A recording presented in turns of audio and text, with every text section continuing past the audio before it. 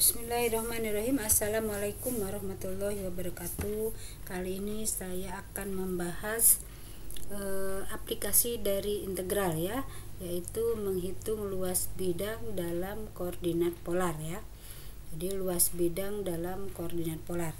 Diketahui R sama dengan fungsi theta ya. Jadi R sama dengan fungsi theta ini adalah ini ya grafiknya. Nah, luas bidang yang dibatasi oleh R sama dengan fungsi theta ini ya, dimana tetanya adalah theta 1 dan theta 2 ya, itu adalah disebut dengan L atau dilambangkan dengan L ya luasnya. Nah, dari gambar ini kita dapat mengambil elemen luas berupa juring lingkaran ya. Ini juring lingkarannya dengan sudut pusat delta theta ya, delta theta. Sehingga kalau ingin mencari luasnya, karena elemen yang kita ambil ini dalam bentuk segitiga, maka kita menghitungnya dengan menggunakan rumus luas segitiga ya, dimana alasnya itu adalah R kali delta theta ya, ini alasnya, kemudian tingginya itu adalah R, sehingga luasnya itu atau delta L nya adalah setengah alas kali tinggi ya, alas kali tinggi. Jadi tingginya ini, alas tingginya ini, alasnya ini. Nah, maka delta L itu adalah setengah ini ya, R kali R kuadrat delta theta ya. Jadi L ini ada keluar tanda integral, batasnya adalah theta 1 sampai dengan theta 2 ya, setengah R kuadrat d theta ya. Kalau ini kan delta yang di atas, kita keluar tanda integral, maka tetanya berubah menjadi D ya, deltanya berubah menjadi D ya, sehingga rumus untuk mencari luas bidang dalam koordinat polar itu adalah L sama dengan integral theta 1 sampai theta 2 setengah R kuadrat D theta ya. Jadi untuk koordinat polar ini kita menggunakan sudut nanti di sini ya, sudut 30, 45, 60, 90, 120 dan seterusnya sampai ke 360 ya. Ini saya kasih contoh soal, hitunglah luas bidang yang dibatasi oleh 5 sin R sama dengan A buka kurung 1 ditambah 2 cos theta tutup kurung yang terkecil ya. Nah, jadi untuk melihat yang terkecil itu seperti gambarnya, maka kita harus menggambar ya. Nah, sekarang saya akan menjelaskan cara menggambar koordinat polar dalam koordinat polar ya. Nah, ini R-nya diketahui R sama dengan A 1 ditambah 2 cos theta ya. Nah, sebelum kita menggambar ini, di sini saya tampilkan sudut-sudut istimewa ya, agar dapat mempermudah kita mencari sudut.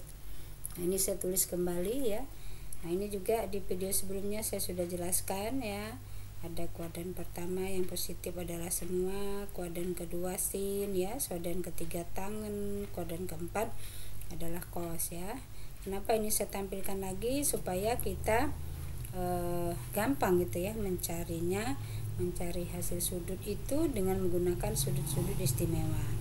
Nah, sekarang kita menggunakan sudut adalah dari 0 sampai 360 ya.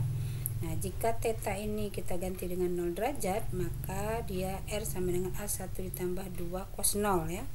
Nah, kita lihat cos 0 di sini adalah 1. Maka ini tinggal kita ganti ya, 1 ditambah 2 kali 1 2 jadi 3A ya. Kemudian bagaimana kalau sudutnya 30 derajat? Sudut 30 derajat tinggal kita lihat sudut 30 0,87 ya, cosnya ya. Nah, tinggal ini kita selesaikan, dapatnya 2,74A. Lalu kalau R-nya 45 ya, 45 berarti 0,7, tinggal kita masukkan cos 45 itu 0,7 ya, sehingga hasilnya 2,40 ya. Bagaimana kalau sudutnya 60 ya, cos 60 setengah. Ini cos 60 setengah, ini 2 kali setengah ya, jadi hasilnya adalah 2A. Kemudian bagaimana kalau sudutnya 90? Jadi cos 90 kita lihat cos 90 0 ya. Berarti ini 2 kali 0, sehingga ini hasilnya adalah A ya. Nah, ini di kuadran pertama itu adalah semua positif. Sekarang kita melangkah ke kuadran kedua, yang positif hanya sin ya, berarti yang lainnya adalah negatif hasilnya nanti. Nah ini kuadran kedua ya, kita ambil cos 120, ini 120 ya, 150, 180 kuadran kedua. Cos 120 itu kita mengambil rumus cos 90 tambah 30, sehingga kalau ininya ganjil ya 90 dan 270, maka kalau ininya cos di sininya jadi sin ya, jadi sama dengan sin 30. Kita lihat sin 30 setengah ya, karena cos 120 itu terletak pada kuadran kedua yang positif hanya sin, maka nilainya nanti harus negatif ya. Nah tinggal kita masukkan ini, jadi ini nanti cos 120 adalah min setengah, tinggal dimasukkan hasilnya 0 ya. Kemudian cos 150 berarti 90 tambah 60 jadi sin 60. Sin 60 kita lihat 0,87 ya, karena di kuadran kedua cosnya itu 150 itu, maka dia dikali min ya, atau hasilnya min. Jadi ini tinggal dimasukkan saja hasilnya min 0,87 kali 2 dan seterusnya, maka ini dapatnya min 0,74A. Lalu cos 180 berarti 90 tambah 90 jadi sin 90. Sin 90 berapa?